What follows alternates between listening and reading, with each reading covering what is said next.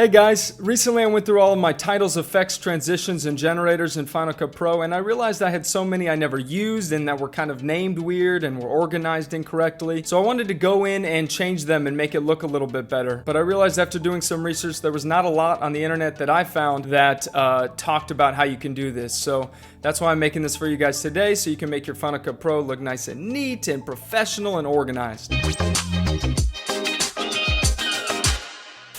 What you'll do is open two folders. The first folder will be all of the effects, titles, and generators that you have purchased and downloaded. And the second folder will be for the stock Final Cut Pro effects, titles, and generators. So I'll show you how to access the downloaded and purchased effects, titles, and transitions. So go into Home, you're going to go into Movies, Motion Templates, and already you'll see effects, generators, titles, transitions. Once you enter these, you can change the names of these, you can organize them how you'd like, and you can also delete them. This one is fairly simple. Changing the stock effects, titles, transitions, and generators is not as easy. So you're going to go to Go, Applications, you're going to go to Final Cut Pro, you're going to right click, or on a Mac is Control right click, Show Package Contents, you're going to click Contents, Plugins, Media Providers, Motion Effect, Contents again, click Resources, and they've spread them out within three folders. I'm not sure how they categorize these, but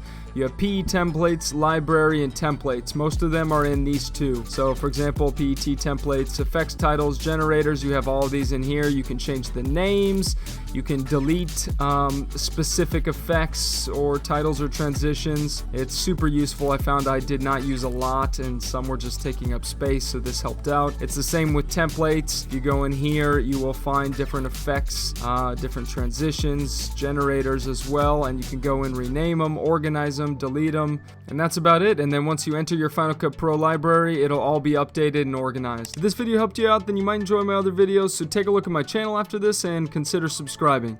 Have a beautiful day.